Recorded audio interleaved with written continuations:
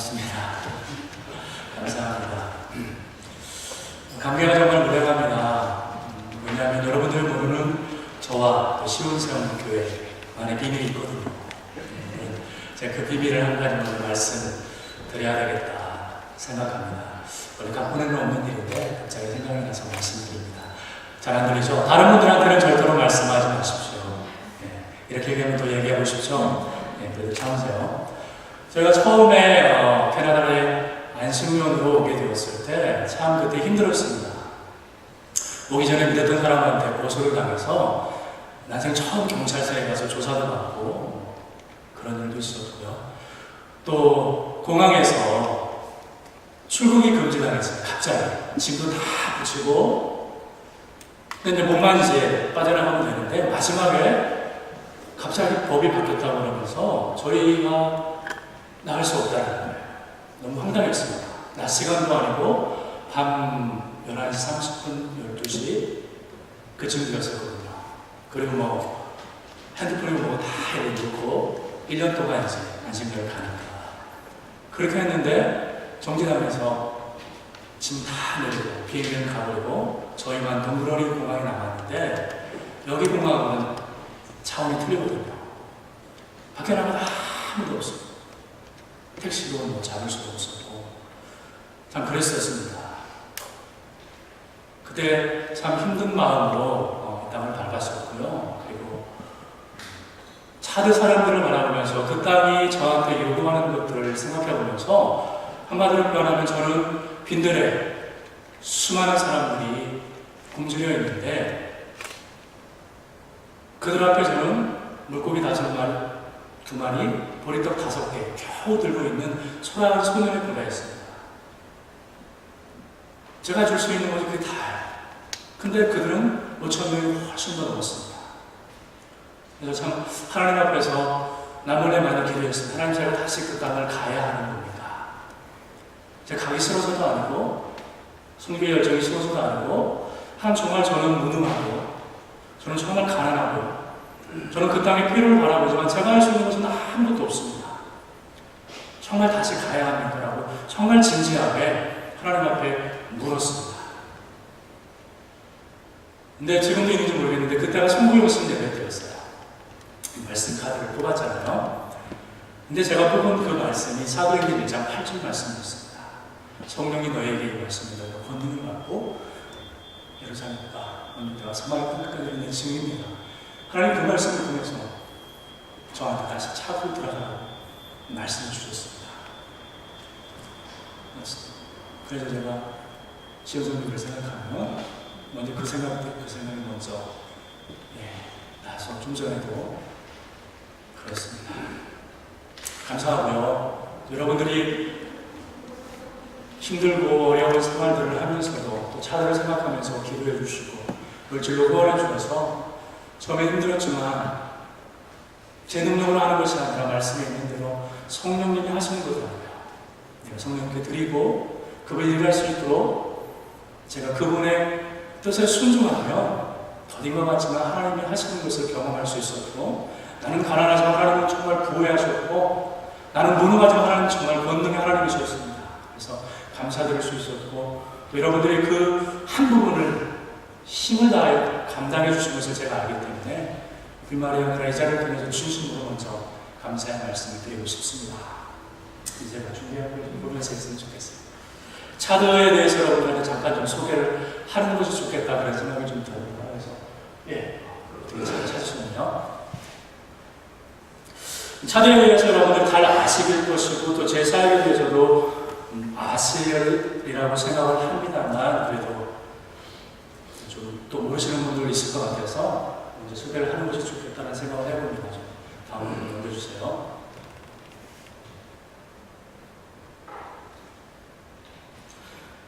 무엇을 물어보고 있는 것 같습니까? 여러분 마음 가운데 어떤 질문이 떠오르고 있습니다. 차드가 어떤 곳이야? 또 저선교사 뭐하는 사람이야? 아마 그런 질문들이 떠오른다는 정상적인 생각이십니다.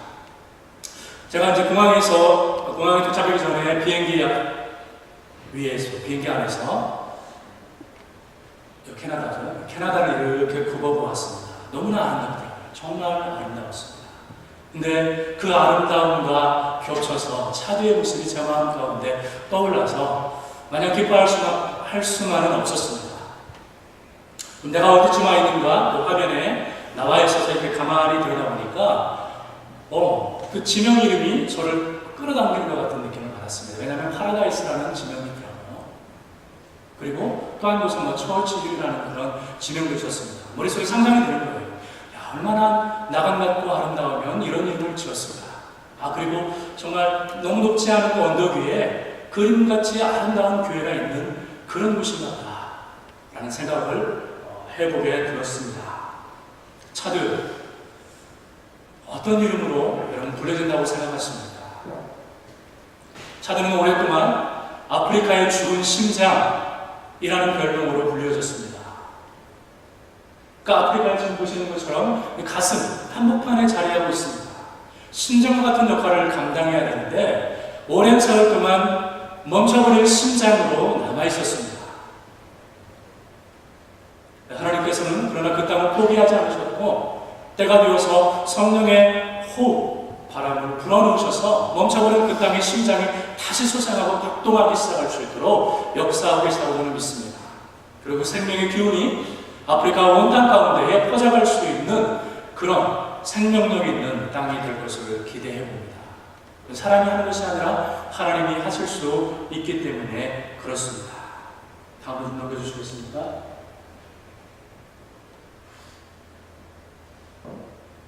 동영상인데 안 나와요. 그냥 넘어가겠습니다. 차드는 어디에 있냐면요. 아까 그림에서 잠깐 나오지 않았지만 위쪽으로는 리비아가 있어요. 제스민 혁명, 시민혁명으로 가다피 대통령이 정말 비참한 최후를 맞이했던 그런 곳이고요. 그리고 바로 오른쪽으로는 북쪽에 있는 그 강경한 모슬렘 나라가 남쪽에 있는 그리스도인들을 오랜 세월 동안 핍박해서 그들이 고통 가운데 눈물로 기도하고 씨름하다가 얼마 전에 북수단과 남수단이 분리한 그 수단의 오른쪽에 자리하고 있고요. 그리고 밑으로는 아프리카의 배꼽이라고 할 수 있는 중앙아프리카 공화국이 위치하고 있습니다.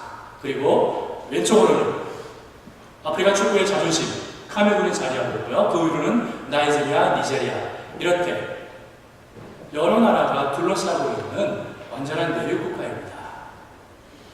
또 사라 사막이 차드의 3분의 1을 관통하며 흐르고 있습니다. 그래서 차드는 오지입니다. 교통의 오지이고 통신의 오지이고 나아가 복음의 오지로 남아있는 땅이기도 합니다. 1960년 70년 동안 프랑스로부터 식민 통치를 하고 독립을 하였지만 그 이후에도 오랜 세월 동안 끊이지 않는 내전 때문에 얼룩지고 그 다음에 먹는 그런 아픈 역사를 가지고 또 그 역사를 지금도 쓰고 있는 그런 나라입니다. 그리고 그 적박한 땅에 무려 180여 종족들이 물과 기름처럼 섞이지 않으면서 어쩔 수 없이 이웃하며 그 적박한 땅에서 서로 살아가기 위해서 경쟁하고 또 다툼하는 그런 나라이기도 합니다. 하나님께서 바로 저희를 2003년부터 그 땅에 심으셨고 살게 하셨습니다. 다음으로 좀 보시죠. 이것이 바로 아프리카 차드의 지도입니다. 한번 클릭해 주겠습니까? 예, 저희가 은자메라 차드의 수도입니다. 뭔가요? 문두는 두 번째 수도인데요. 첫 텀은 바로 수도에서 사역을 했고 한 6년 정도 했습니다. 그리고 지금은 문두에 있고 또 문두에 살지만 사실은 주변에 있는 많은 마을들, 특히 바이라마리라고 하는 동네를 방문하면서 사역을 감당하고 있습니다. 좀 더 구체적으로 설명을 드리겠습니다. 다음요.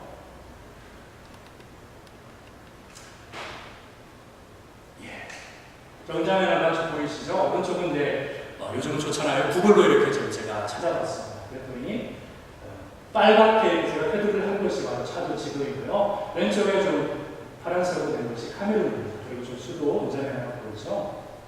좀 한 번 더요. 좀 더 확대했는데요.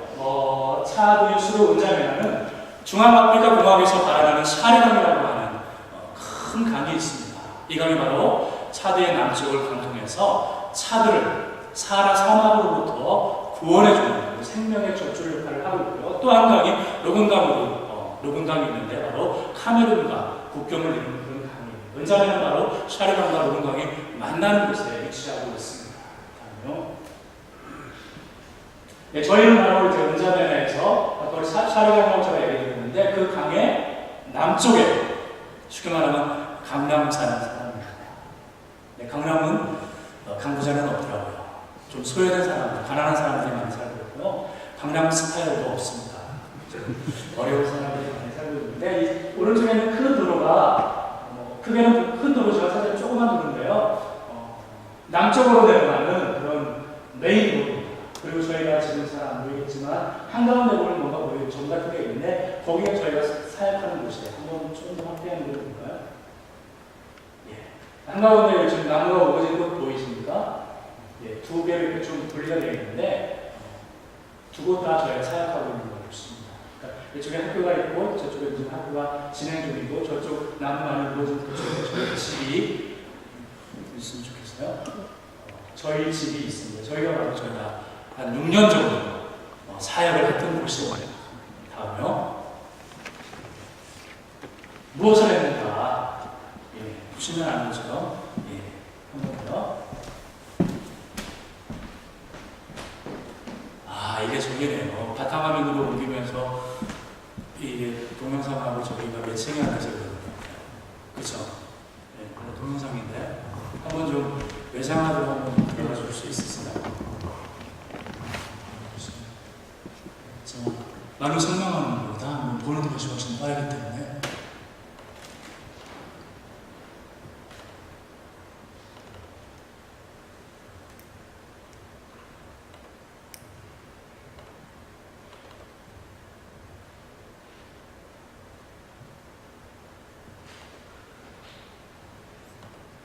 네, 안내문을 그냥 하겠습니다. 어떤 화면이냐면요, 프랑스의 한 르포입니다. 다큐멘터리 영상인데요. 차구에 있는 코란 학교를 방문해서 실상을 촬영한 거예요. 근데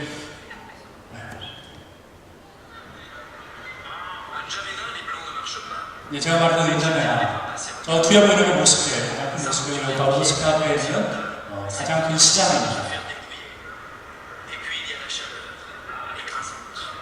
45도가 좀 넘어간다고 얘기하는 것 같아요. 이렇게 보면 수많은 아이들이 길거리에 나와서 구걸을 하고 있어요. 근데 이 아이들은 부모가 없거나 거지가 아닙니다. 다 코란 학교에서 교육을 일하는 거예요. 구걸을 시키는 거예요. 학생들이에요. 코란 학교 다니는 학생들입니다.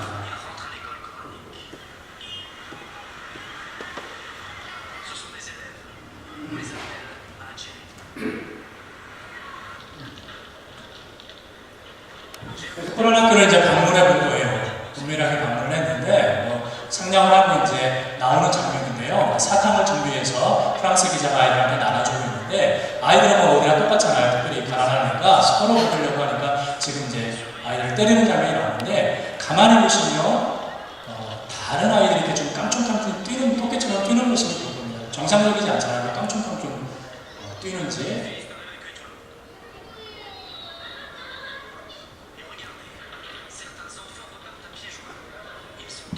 얘들이 저렇게 뛰잖아요.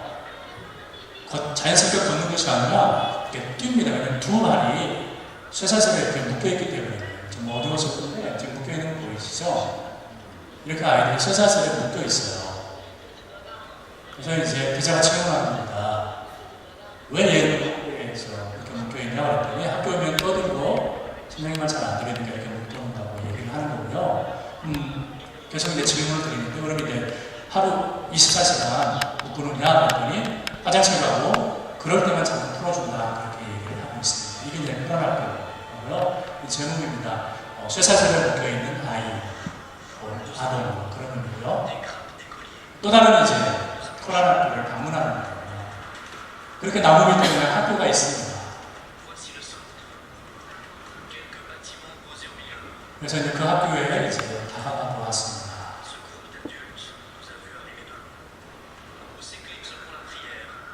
이제 코란 학교이기 때문에 한가운데는 항상 회교사와 모스크가 있어요. 그래서 기도하는 시간에 이제 그 기자가 다가가 보았습니다.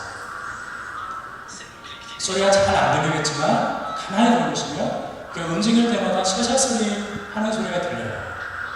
그러니까 한두 명이 아니라 많은 아이들이 쇠사슬을 묶여있다는 것을 보여주고 있습니다.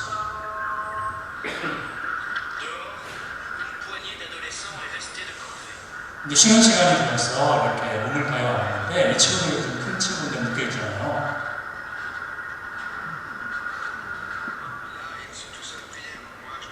저희는 뭐 감옥이나 뭐 죄수가 아닙니다. 그냥 일반 코란을 가르치는 학교예요. 그래서 왜 너는 이렇게 묶여있냐 그랬더니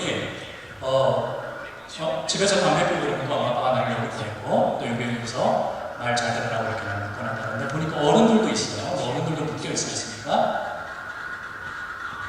이분도 묶여있고요.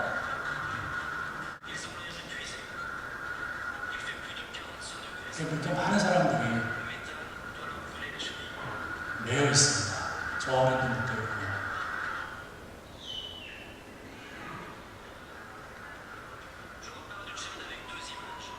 두 개의 이제 그림을 비교해보라고 지금 기자가 얘기하고 있습니다. 우리가 지금까지 봤던 그림과 또 다른 그림입니다.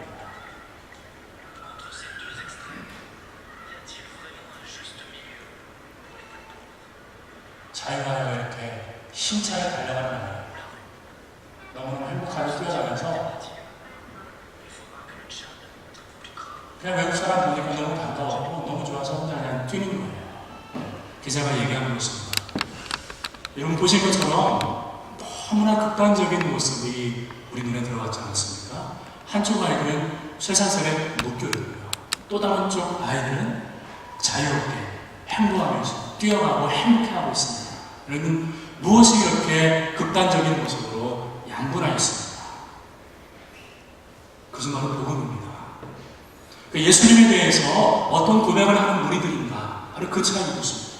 코란 학교에서는 예수는 무함마드보다 못한 선지자이다 라고 가르치고 있고 또 다른 학교에서는 교회에서는 그는 하나님께서 우리에게 보내주신 유일하신 구세주이시고 하나님이 기뻐하시고 하나님이 사랑하는 아들이시다 라고 고백하는 아이들입니다.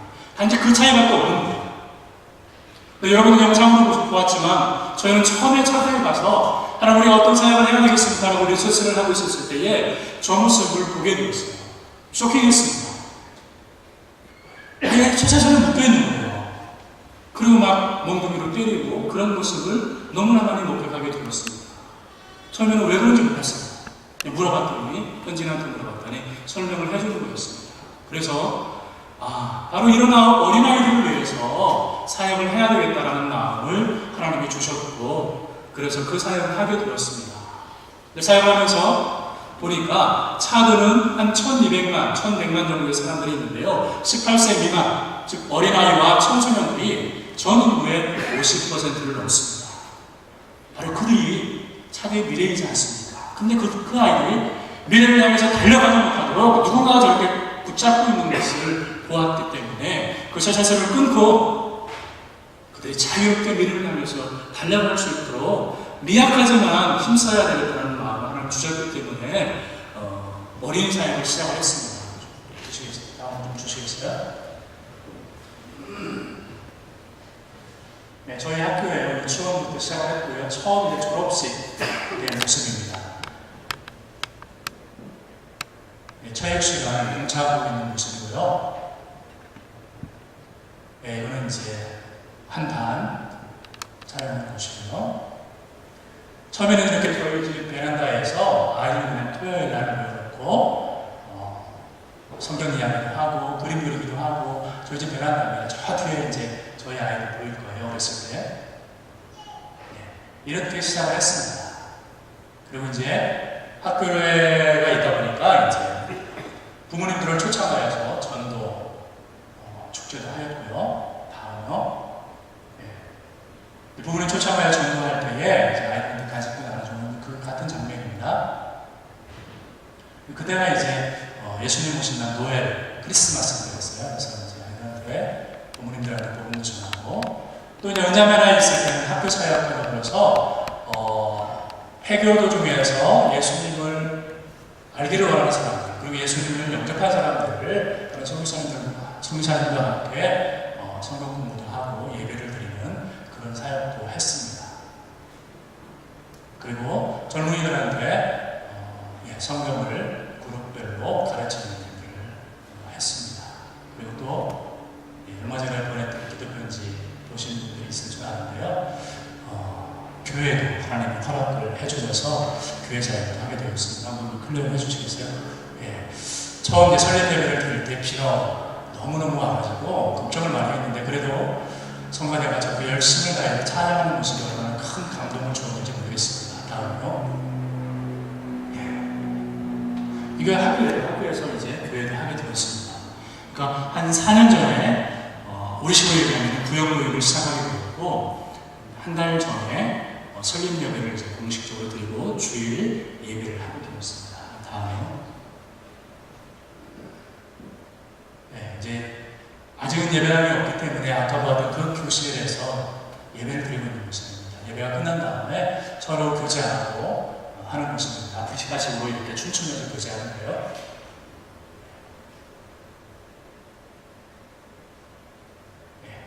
아이들하고 잠깐 찍었습니다. 그 다음에 하나님이 저희를 좀 남쪽으로 보내셨어요. 좀 남쪽으로 내려가는 분들은 쉬운 일이 아니었는데 하나님의 등 떠밀다고 표현을 해야 할까요? 하나님이 자꾸만 내려가야만 할 것 같은 그런 부담감을 주셨습니다. 네, 은자만의 사역 6년, 만 6년을 저희가 사역을 하면서 생활을 했는데요. 그곳에서의 사역은 딱 한마디로 말하면 참 눈물을 많이 흘렸다라는 생각을 해봅니다. 저희 무능함 때문에 울어야 했고, 저희 가난함 때문에 남몰래 눈물 훔쳐야 했고, 그리고 저희의 부족한 부분들 때문에 얼마나 많이 또 울어야 했고 또 외로웠고 그래서 쓸쓸했고 그래서 참 많이 눈물을 흘렸습니다. 그런데 하나님께서 정말 눈물로 주님 안에서 씨를 뿌리는 자는 반드시 기쁨으로 단을 거두게 하리라는 그 말씀처럼 더딘 것 같았지만 내 눈에는 하나님이 일하시는 것 같지 않았지만 하나님은 은밀한 중에 일하셨고 하나님께서 많은 것들로 축복해 주셨습니다. 하나님 얼마나 신뢰한지 지금은 고백할 수 있고요. 하나님이 우리 함께 하셨다는 것을 당당하게 누구 앞에서인지 얘기할 수 있게 되었습니다.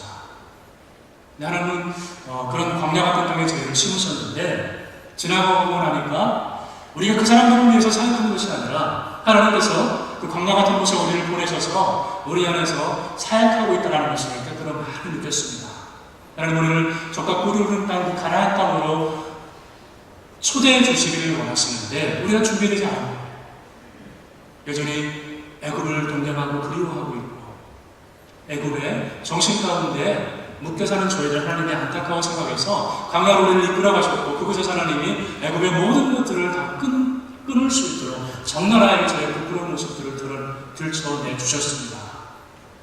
그리고 그 홍해에 죽지 않으면 건널 수 없는 그 홍해에서 하나님이 그 애굽에 있는 모든 것들을 다 수장할 수 있도록 해주셨던 것 같아요. 물론 여전히 연약한 모습들도 있고 부끄러운 모습들이 많이 있지만 하나님 한 6년 동안 그렇게 광야에서 우리를 빚으시는 것들을 경험을 하게 되었습니다. 그래서 축복이라고 말할 수 있을 것 같습니다. 광야는 힘들지만 반드시 경험을 해야 되고 또 그것은 지나가는 축복입니다. 왜냐하면 우리가 주님을 더 깊게 경험할 수 있고 내가 누군지 더 적나라하게 볼 수 있는 객관적인 장소이기 때문에 그런 것 같습니다.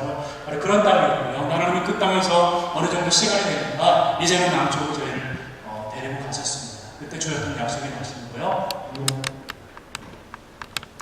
문두는 아까 말한 것처럼 차대 두 번째 도시인데요. 저 위에 보이는 그 노란색이 이제 인자면에서 문두로 내려오는 길이고 이쪽으로 가는 길이 이제 카메론으로 가는 길인데 그 두 길이 만나는 저곳이 바로 꾸투라는 곳입니다. 다음이요. 저희 여기 꾸투에 보면 신학교가 있어요. 지금 보이는 게 이제 왼쪽 밑에 보이는 게 신학교 건물이고요. 그 다음에 여자분들 공부하는 곳이고 저쪽 이렇게 디귿자로 되어 있는 곳이 숙소입니다. 다음이요. 이제 일상에서 보는 거하고 틀리지만이 실제로 이제 교실이고요. 도서실입니다. 지금 지저분하잖아요. 박쥐들이 다 들어와서 똥 싸고 오줌 싸가지고, 그리고 책들이 많이 있어 보이지만 다 이렇게 형편없게 되었고 대부분이 영어 책이에요. 근데 이 사람들한테 영어는 아무런 도움이 안 돼요. 읽을 수가 없습니다. 다음요. 이가 바로 아까 봤던 그 디귿장 다음에 숙소입니다. 그러니까 의무적으로 3년 동안 여기서 합숙 생활을 하는 거예요. 그러니까 아이들과 부부가 함께 생활합니다. 아까 그곳에서 이제 신학 1년 동안 이제 선교학도 가르치고 신학적 성경 연구를 가르치게 되었고, 이제 올해는 9월 1일 날 개강을 하였지만 저는 기 때문에 일정을 좀 늦춰서 지역개발사에 대해서 강의를 하기로 약속이 되어 있습니다. 그리고 이제 바이러가 하는데요. 예, 다음으로 넘겨주겠습니까? 네, 바이러마리에서는 이제 세미나, 왜냐면 목회자들이 제대로 교육받지 못한 분들이 참 많았어요. 그래서 이분들을 돕고자 세미나를 분기별로 열었고요. 예, 그리고 주말마다 이제 마을 다니면서 예수 영화와 다른 영화를 상영하면서 전도하는 프로그램을 가졌습니다.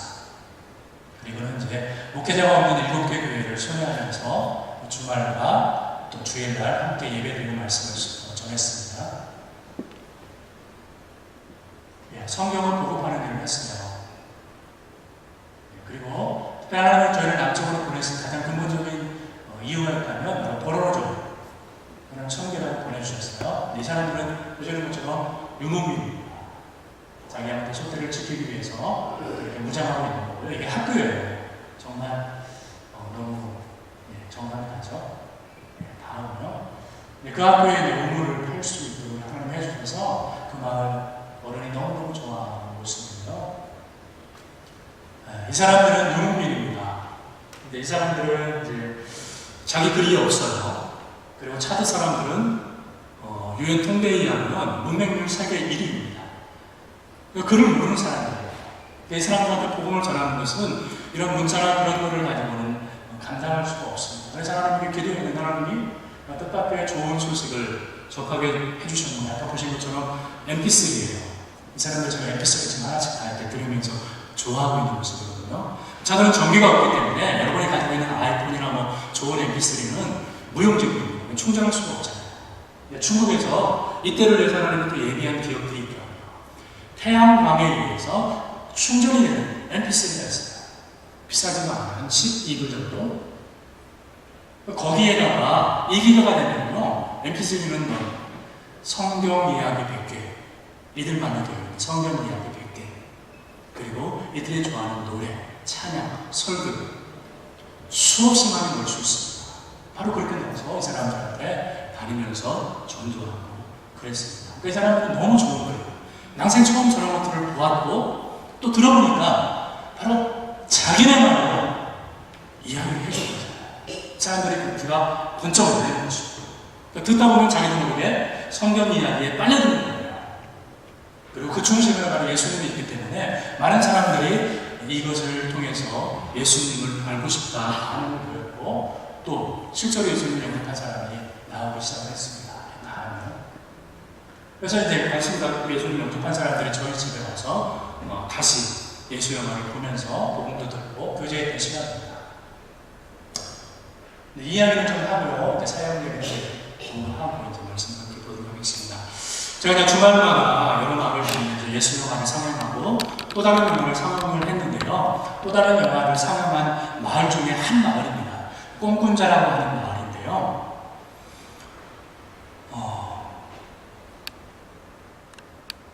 이 마을에서 예수 영화를 상영을, 중심에서 예수 영화를 상영을 했는데 단 2명만이 예수 믿겠다고 반응을 했습니다. 이건 획기적인 거예요. 왜냐하면 한 번도 그렇게 적은 사람이 반응한 걸 본 적이 없거든요.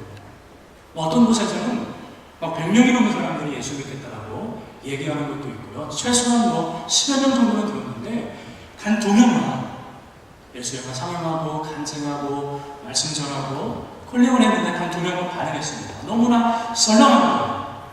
사람들이 수없이 많이 몰려와서 보았지만 반응은 너무나 냉랭했기 때문에 충격을 받았습니다. 그리고 그 다음 날 이 교회에서 또 다른 영화를 상영을 했어요. 근데 그 영화는 어떤 영화였냐면 차디에서 일어나고 있는 주술, 성인식을 굉장해서 사람한테 아이들이 경배드리고 사람한테 영광을 드리는 그런 의식을 하는 것을 역설적으로 꼬집으면서 복음을 증거하는 내용의 영화였습니다. 미국 성민하님이 얼마 전에 만든 찾은 사람들에 의해서 만들어진 영화였거든요. 그 영화를 거기서 상영을 했어요. 교회에서. 마을에서 하면 안 되니까. 했는데 그때는 많은 사람들이 반응을 보였습니다.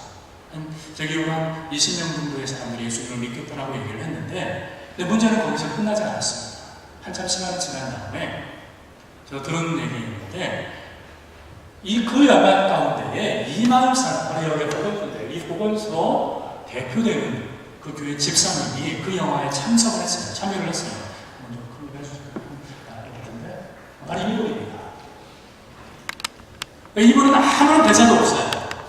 그냥 춤추는 장면만 나와요. 뭐 2분 나오나, 뭐 1분 나오나 그러는데, 이 마을 사람들이 이분이라고 하니까 너무너무 좋아하는 거예요. 난생 처음 영화도 뭐 보는 사람도 있었지만, 더군다나 그 영화에 자르는 아저씨가 나오니까 너무너무 좋아요. 반응을 뭐 폭발적이었습니다. 그런데 그 마을에 2명의 주술사가 있었는데, 바로 이것 때문에 화가 난 거예요. 그래서 이 사람을 저주했습니다. 이 사람들은 보통 주술사가 아니에요. 오랜 세월 동안 우리 식으로 하면은 작두무당처럼 그러니까 악신이 임한 사람들, 그들의 권능은 대단해요. 저주하면 저주한 들이 실제로 사건이 일어납니다. 과거 같은 이 사람은 죽었어야 하는데 팔팔한 거예요. 근데 문제는 거기서 끝나는 것이 아니라 바로 이 사람을 저주했던 2명의 주술사가 반대로 시름시름 아프기 시작했습니다. 그리고 한 사람은 끝내 죽었습니다. 그런데 그 사람이 죽기 직전에 예수님을 영접하는 거예요. 그냥 우리는 가서 영광을 찬양하고 복음만 증거하고 와버렸는데, 우리가 떠나온 이후에 하나님이 저런 놀라운 일을 행하셨습니다. 근데 알고 봤더니 이 마을은 한 20여 년 전에 미국 선교사님 가정이 차도 현지인 부부와 함께 이 마을에 복음을 증거하기 위해서 살면서 복음을 증거하기 위해서 찾아갔는데, 이 마을 사람들이 그 주술사들과 더불어서 돌멩이를 들어서 그들을 향해서 던졌고 그들을 쫓았습니다. 바로 그런 전적에 있는 마을이었습니다. 그 사람들의 마음이 강박했던 거예요. 근데 이런 놀라운 역사가 일어나고 나니까 마을 사람들이 강해지기 시작했습니다. 그리고 그 마을의 주장이 과거에 우리가 큰 죄를 졌다 회개하기 시작했고, 그 선교사님은 지금은 철수하고 없지만 그분의 아들분이 지금 선교사로 사역을 하고 있는데, 그분들을 초청해서 그분들한테 공식적으로 용서를 구하는 예배를 드렸습니다. 하나님처럼 이렇게 일하시는 것들을 경험하면서 하나님처럼 살아계시는 것들을 경험하게 되었습니다. 네. 지금 제 카메라가 성능이 그다지 좋지 못해서 먼지는 보이시죠? 뭐죠? 네, 무지개. 무지개 몇 개가 보이시나? 네, 2개. 제가 오기 며칠 전에 하나님 보여주셨어요. 뭔가 약속하시는구나 라는 그런 기대함을 가지고 왔습니다. 네, 여기까지만 하면서 시간 가졌기 때문에 사장님은 여기까지만 하고요. 함께 말씀을 하겠습니다. 오늘 우리가 읽었던 본문 말씀은 나만 상구를 하나님 얼마나 사랑하시는지 이름도 기록되지 않은 한 소녀를 통해서 우리에게 생생히 보여주고 있고, 바로 그것은 선교하신 하나님, 그분을 구약을 통해서 계시하고 있는 그런 본문입니다. 제가 작년에는 안식년을 이곳이 아니라 고국 한국에서 가졌습니다. 그때 당시에 가장 추웠던 날이었습니다. 목포에 있는 한 교회에서 목사님이 몸이 많이 불편하기 때문에 안식년인 선교사들 중에서 말씀을 좀 증거하고 하셔서 내려가게 되었는데, 그때 저희가 안양에 있었습니다. 그래서 수원역을 통해서 내려가기를 원했는데, 어찌나 춥든지 수원역사에 도착했을 때 정말 온몸이 꽁꽁 얼어붙을 것만 같았습니다. 그래서 몸을 녹이지 않으면 모드름처럼 뚝뚝 부러질 것 같아서 어디 좀 몸을 녹일 수 있는 따뜻한 커피 한 잔 마실 때 없는가라고 두리번두리했는데, 마침 한 곳에 눈에 들어왔습니다. 그래서 그곳으로서 향해서 뚜벅뚜벅 두 명의 노인이 다투고 있었습니다. 그 중에 한 노인은 눈에 눈물을 글썽거리면서 무엇인가를 빼앗기지 않으려고 필사적으로 저항을 하고 있었습니다. 아마도 그 노인이 먼저 그것을 손에 넣어 놓았습니다. 도대체 그것이 무엇일까 유심히 보았습니다. 그것은 아무것도 아니었습니다. 빈 박스였습니다. 골판지 아시죠? 라면 박스. 그 라면 박스 하나를 가지고 두 노인이 다투고 있는 거예요. 그리고 한 노인은 빼앗기지 않아요. 결코 나는 이것을 양보할 수 없습니다. 이것은 나에게 전부입니다라는 그런 자세로 저항을 하고 있었고 눈에는 정말 눈물이 글썽거렸습니다. 많은 것들을 생각하게 했습니다. 도대체 저것이 무엇이길래 저것을 필사적으로 지키려고 합니다. 그분한테는 그것은 결코 양보할 수 없는 그분의 전부와도 같은 것이었습니다. 그리고 우리들한테는 가장 하찮은 것이고 아무리 많은 트러블을 갖다 줘도 쓸모없는 것이지만 그 노인한테는 그러지 않았습니다. 왜냐하면 그분은 집이 없는 사람이었고 그 추운 겨울날 그 자그마한 골판지가 그에게는 보금자리를 만들어주고 그 추운 겨울날 그의 몸을 조금이라도 녹일 수 있는 따뜻한 공간을 마련해주기 때문에 양보할 수가 없는 것이라는 것이죠. 하나님에게도 결코 양보할 수 없는 것이 있습니다. 하나님 결코 빼앗기고 싶지 않은 것이 있습니다. 하나님 할 수만 있으면 온전히 소유하고 싶은 것이 있습니다. 그것이 무엇이겠습니까? 또 다른 이야기를 통해서 그것을 답을 함께 찾기를 원합니다. 바로 2001년 6월달 이 캐나다 공동체에서 있었던 이야기입니다. 데이브레이크라고 하는 장애인 공동체에 한 부부가 살았습니다. 그들은 자녀를 갖기를 간절히 소망했습니다. 두 명의 자녀를 가졌었는데 다 유산했습니다. 포기하지 않고 하나님께 기도하면서 하나님 또 다른 아이를 우리에게 선물해 주십시오. 간절히 기다렸습니다. 하나님 응답해 주셨습니다. 그들 얼마나 기뻐했는지 몰라요. 그런데 그 기쁨도 잔치 정밀 검사를 해본 결과 뇌가 골 밖으로 튀어나온 아주 치명적인 장애를 선천적으로 가지고 잉태되었습니다. 의사가 명령적으로 큰 소리를 얘기했습니다. 당장 유산하십시오. 그들은 결국 그렇게 할 수 없다고 얘기했습니다. 당신들이 이 아이를 혹시 낳는다 해도 이 아이는 15분을 넘기지 못할 것입니다. 그때 여러분 당신들이 받을 그 상처에 비하면 차라리 지금 유산하는 것이 훨씬 낫습니다. 의사의 양심을 가지고 제가 얘기하는 것입니다. 설득했습니다. 그러나 그들은 포기하지 않았습니다. 의사와 싸웠습니다. 그리고 집에 돌아갔습니다. 그리고 그 아이를 위해서 그들은 이름을 지어주었습니다. 바로 루카스였습니다. 그리고 매일매일 그 아이를 위해서 기도하고 찬양을 불러주고 대화하고 그렇게 매일매일 교제하는 시간을 가졌습니다. 그리고 마침내 그 아이가 출생하는 날이 되었습니다. 아이는 순조롭게 세상 밖으로 나왔습니다. 그러나 정말 의사가 얘기한 대로 정말 연약한 그 아이는 자기 몸을 가누지도 못하고 쓰러질 것만 같았습니다. 그리고 정말 이 뇌가 골 밖으로 나와서 금방이라도 어떻게 될 것만 같았습니다. 의사가 꼭 안아주라고 얘기했습니다. 혹시 엄마의 체온과 심장 박동 소리를 들으면 안정을 잡고 조금이라도 더 살 수 있을지 모르니까 그렇게 하라고 얘기해 주었습니다. 엄마가 배우에 올려놓고 그 아이를 꼭 끌어 안아주었습니다. 5분이 지났고 10분이 지났고 의사가 얘기했던 15분도 지났습니다. 30분, 1시간, 2시간, 3시간이 되었습니다. 힘겹게 숨을 내쉬고 있었지만 그 아이는 여전히 살아있었습니다. 우리가 여러분 이 아이를 위해서 할 수 있는 것은 다 했습니다. 이제 집으로 돌아가십시오. 그 얘기를 듣고 아이를 데리고 루카스를 데리고 집으로 돌아왔습니다. 목사님을 불렀습니다. 그리고 세례를 주었습니다. 그리고 매일매일 공동체 식구들을 부르고 그 아이를 위해서 파티를 열어주었습니다. 매일매일 선물을 해주었습니다. 매일매일 축복해 주었습니다. 공동체 식구들이 매일매일 그 아이를 위해서 기도하고 한마디씩 축복해 주었습니다. 그렇게 그 아이는 17일 그 부모와 함께 세상에서 지냈습니다. 그리고 이제 마지막 그 아이를 떠나보내는 시간이 되었습니다. 엄마가 먼저 그 아이 곁 앞으로 나왔습니다. 우리는 루카스를 참으로 사랑합니다. 루카스와 보낸 시간은 참으로 짧았지만 그 시간은 너무나 소중한 시간이었습니다. 이 아이는 우리에게 너무나 소중한 보물이었습니다. 그렇게 얘기했습니다. 아빠가 나왔습니다. 잠깐의 침묵이 흐른 다음에 아빠가 이렇게 이야기했습니다.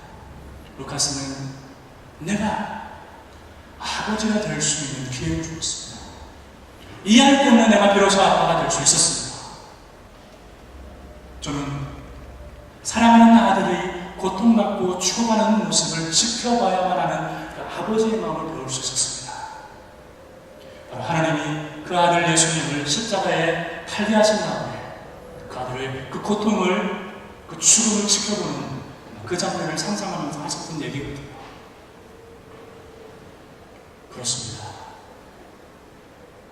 겨우 17일밖에 살지 못했던 아이입니다. 부모한테는 기쁨이라기보다는 짐이었습니다. 아무런 도움이 되지 않았습니다. 그러나 그 아이를 사랑하는 부모에게는 세상에서 그 무엇과도 바꿀 수 없는 가장 소중한 보물이었습니다. 할 수만 있으면 그들은 자신들의 생명을 내어놓고 그 아이를 살릴 수만 있다면 그렇게 했을 것입니다. 바로 사랑입니다. 하나님에게 있어서 결코 양보할 수 없는 것은 바로 우리입니다. 비록 우리들이 일그러졌고 죄 때문에 우리의 모습이 엉망이 되었을지라도 하나님은 우리를 사랑하십니다. 그 무엇과도 비교할 수 없을 만큼 하나님은 우리를 귀하게 여기시는 것입니다. 바로 이 사람이 우리를 살게 하는 것입니다. 바로 이 사람이 선교의 시작이라는 것을 제가 깨닫게 되었습니다. 선교는 다른 것이 아니었습니다. 하나님이 사랑하는 사람들을 나도 사랑하는 것이 선교였습니다. 바로 선교의 출발점은 하나님의 사랑이었습니다. 자신을 배반하였고 등졌지만 아담과 하와를 찾아오신 그 하나님, 바로 그분이 선교의 하나님이셨습니다. 잃어버린 사람들을 외면하지 않고 그들이 먼저 찾아오기를 기다리지 않고 먼저 찾아가시는 그 하나님이 바로 선교하시는 하나님이셨습니다. 하나님은 최초의 선교사셨습니다. 그 선교사 하나님이 바로 잃어버린 우리를 찾기 위해서 그 아들도 이 땅에 보내주셨습니다. 하나님은 선교하시는 분이십니다. 그 아들 예수님도 선교사셨습니다. 그리고 그 예수님 우리한테도 동일하게 말씀하십니다. 아버지께서 나를 세상에 보내신 것처럼 나도 너희를 세상 가운데 보내라. 바로 사람을 사랑하는 분부와 함께 보냈습니다. 바로 나아간 이야기는 그런 이야기입니다. 하나님은 이방에 한 장군을 유심히 보았습니다. 그는 영웅이었습니다. 왕이 총애하는 사람이었습니다. 모든 백성들이 존경하는 사람이었습니다. 왜냐하면 그는 적들로부터 그 민족을 구원한 사람이기 때문에 그렇습니다. 그런데 그가 끔찍한 병에 걸렸습니다. 그 이후로 아무도 그를 거들떠보지 않았습니다. 그를 철저하게 소외당했습니다. 함께 무리 가운데 들지 못하고 그 집 은밀한 곳에 그 골방 가운데 홀로 놓여지게 되었습니다. 철저한 소외입니다. 외톨이가 된 것입니다. 그러나 하나님은 달랐습니다. 하나님은 여전히 그에게 관심을 가지셨고 그를 사랑하셨습니다. 그래서 그를 구원해 주시기를 원하셨습니다. 그런데 하나님 스스로는 하실 수가 없으셨습니다. 그래서 그 사람을 사랑할 수 있는 사람을 하나님은 이스라엘 백성들 가운데 찾았습니다. 그를 마침내 발견했습니다. 바로 그 사람이 이름도 기록되지 않은 한 작은 소녀라고 적혀있는 이야기를 있습니다. 하나님은 바로 그 소녀와 함께 그 집에 찾아갔습니다. 그리고 그를 사랑으로 품어주었던 것입니다. 우리가 상식적으로 생각할 때에 이 소녀는 나만 장군을 사랑해서는 안 됩니다. 왜냐하면 원수이기 때문에 그렇습니다. 오늘 본문에 있는 것처럼 한 무리의 극악한 아람 사람들이 때를 지어서 이스라엘 나라를 공격했습니다. 그리고 한 소년을 잡아왔습니다. 이 소년은 그 아람 사람들 때문에 부모님으로부터 격리당한 거예요. 아니 어쩌면 그 부모님과 형제들은 다 죽음을 당했는지 모르겠습니다. 이 소녀의 입장에서는 도무지 사랑할 수 없는 사람입니다. 그런데 이 소녀는 위대한 사람이었습니다. 비록 나이는 어렸고 작은 아이였지만 하나님의 눈에는 영적인 거인이었습니다. 원수도 품을 수 있는 그 어떤 사람보다도 넉넉한 마음을 가진 사람이었습니다. 그 주인이 문득병이 걸렸다는 소식을 듣고 그는 이야기합니다. 내 생각에는 우리 주인께서 이스라엘 땅에 갔으면 좋겠습니다. 그리고 하나님의 사랑 앞에 대면했으면 좋겠습니다. 그는 반드시 나을 것입니다. 자기를 그 지경에 몰아넣었던 그 원수를 향해서 그는 넓은 마음으로 끌어안고 있는 것입니다. 바로 이것이 순교라는 것을 깨닫게 되었습니다. 순교는 다른 것이 아니었습니다. 하나님이 보내신 그 땅에서 하나님이 내 곁에 두신 사랑을 사랑하는 것입니다. 내가 할 수 있는 방법으로 사랑하는 것입니다. 예수님은 그 나아만 장군을 위해서 안수하지 않았습니다. 직접 고치지 않았습니다. 그녀는 그냥 단지 나아만 장군과 하나님의 사람들과 다리가 되어주는 역할만 했습니다. 우리가 하나님의 사랑을 가지고 있다면 우리는 얼마든지 이런 역할을 감당할 수 있을 것입니다. 나는 무능하고 약하지만 하나님은 존귀하십니다. 나는 가난하지만 하나님은 부유하십니다. 내 주인은 보잘것없지만 하나님은 온 우주를 통치하시는 왕이십니다. 나는 바로 문제가 있고 아픔이 있고 상처가 있고 필요가 있는 사람들과 그 하나님을 연결하는 다리만 되어주면 될 것입니다. 단순히 우리의 입을 열기만 해도 될 때가 있습니다. 내가 할 수 있는 방법으로 사랑하는 것입니다. 바로 이것이 선교입니다. 선교를 거창한 것이라고 생각할 때는 너무나 큰 짐이었고 무거운 것이었어요. 내 힘으로 할 수 없기 때문에 좌절해야만 하고 울어야만 하고 하나님께 때로는 원망해야만 했습니다. 그러나 선교가 다른 것이 아니라 하나님의 마음으로 내게 붙여주신 사람들을 사랑하는 것이라고 깨닫는 그 순간부터 내가 할 수 있는 방법으로 그들을 사랑하기로 결정하고 나니까 그렇게 어려운 것만도 아니었습니다. 왜냐하면 나는 다리만 되어주면 된다는 것을 예수님을 통해서 깨닫기 시작했기 때문에 그렇습니다. 하나님 여러분들을 이 땅에 보내셨습니다. 왜일까요? 하나님은 여러분들을 이 땅에 있는 사람들을 사랑하라고 보내셨습니다. 하나님은 여러분들을 통해서 이 땅의 사람들을 품기를 원하셨습니다. 그들이 캐나다에 있는 인디언이든 남미 사람이든 우리가 똑같은 한국 사람인지 한국 사람인 것은 중요하지 않습니다.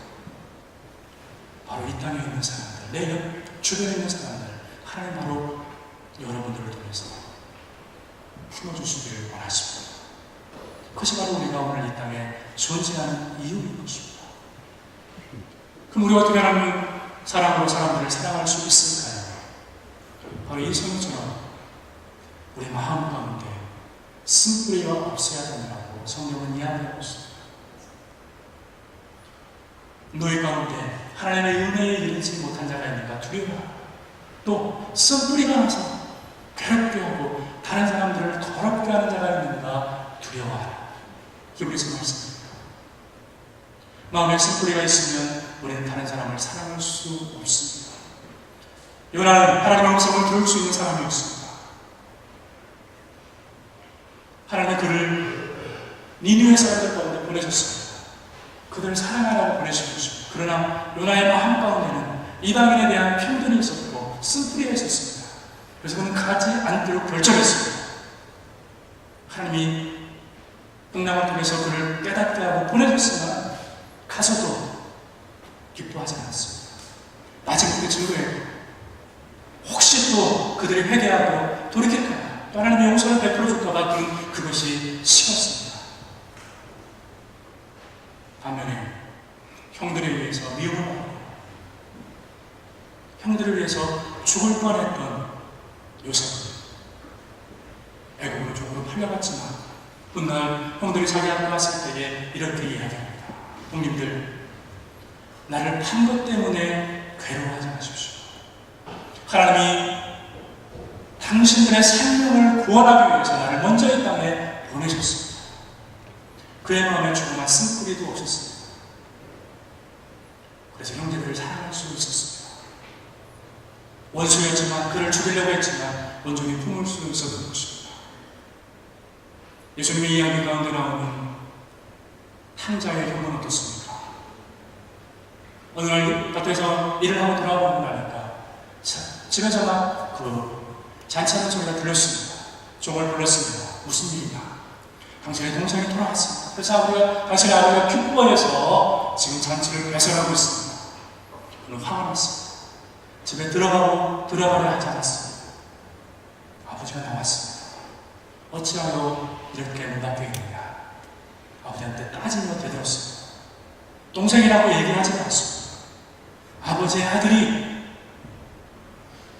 당신의 재산을 창개들과 함께 다 밀어치웠는데 그를 위해서는 호화로운 잔치를 배설하고 송아지를 잡았지만 나와 내 친구들을 위해서는 염소새끼야말로도 잡지 않습니다. 그의 마음에 슬픔이 가득했습니다. 내 아버지는 어떻습니까? 아버지는 아들이 멀리 있었지만 한눈에 아들임을 알아보았습니다. 초라한 행색이었습니다. 나갈 때의 모습이 아니었습니다. 그러나 아들을 알아보고 그는 달려갔고 그를 끌어안고 입맞춤을 주었습니다. 루벤스의 그림에 나오는 그 아버지의 그 모습처럼 그의 마음에는 조그만 슬픔이 없었기 때문에 그 아들을 품을 수 있었던 것입니다. 바로 성리가 그런 것입니다. 그 아버지의 마음을 가진 것입니다. 바로 이것이 그래서 성도전입니다.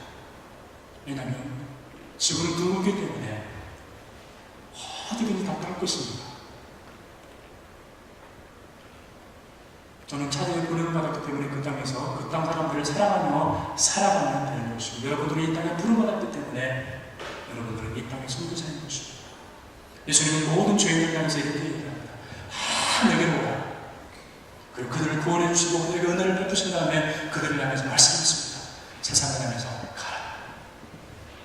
우린 다 주님께 나온 사람입니다. 이제 우리가 해야 될 것은 다시 가야 될 사람입니다. 먼 외국이 아닙니다. 여러분의 가정으로 가는 것입니다. 여러분의 직장으로 가는 것입니다. 여러분의 이웃 가운데 가는 것입니다. 바로 그들을 하나님의 사랑으로 사랑하는 것입니다. 그들의 필요를 바라보고 그들의 영적인 필요를 바라보고 실질적인 방법으로 그들을 돕는 것입니다. 내가 할 수 없게 하나님께 기도하면서 풍요로우신 하나님, 전능하신 하나님, 모든 것을 가능케 하신 그 하나님과 다리 역할을 해주는 것입니다. 그럴 때 하나님은 여러분을 통해서 그 사람을 치유하시고 회복시키시고 구원해 주실 것입니다. 그를 부유하게 하실 것입니다. 그 여러분을 통해서 하나님은 영광 받으실 것입니다. 하나님 여러분들에게 기쁨을 이기지 못한다고 얘기할 것입니다. 기도하겠습니다. 하나님 감사합니다. 우리를 구원해 주시고 우리에게 하나님의 한량없는 은혜를 부어주시어서 우리로 하나님의 은총을 맛보아 알게 하시니 감사합니다. 얼마나 간콤하고 얼마나 화분한 주. 그러나 여기에 머물러 있지 않고 주님 말씀하시는 것처럼 세상을 향해서 우리의 눈을 들어 보기를 원합니다. 그리고 주님 말씀하신 것처럼 나아가기를 원합니다. 주님이 우리를 통해서 내 주변에 두신 사람들을 사랑하기를 원하신다는 하나님의 마음을 배웠사오니 그 하나님의 사랑의 마음으로 그들을 사랑하며 그들을 돕기를 원합니다. 그 하나님 내 힘으로는 할 수 없사오니 성령을 부어주시고 당신의 은혜로 충만히 채워주셔서 내 것이 아닌 당신의 것으로 그들을 사랑하게 하시고 그들을 품게 하여 주옵소서. 그래서 그들이 그 흑암 가운데 나와 구원받고 그들이 그 절망 가운데 소외 가운데 나와 당신과 하나가 되고 풍성한 삶을 누리게 해주시고 우리가 그것을 바라보므로 당신과 더불어서 기뻐하고 즐거워하게 하여 주옵소서. 우리 남은 생애가 그런 복된 삶이 되게 하여 주시옵소서. 우리 시온성교회가 이 땅 가운데 그의 사역을 넉넉히 감당하는 교회 되게 하여 주시옵소서. 그런 것은 예수님 이름으로 감사하며 기도합니다. 아멘.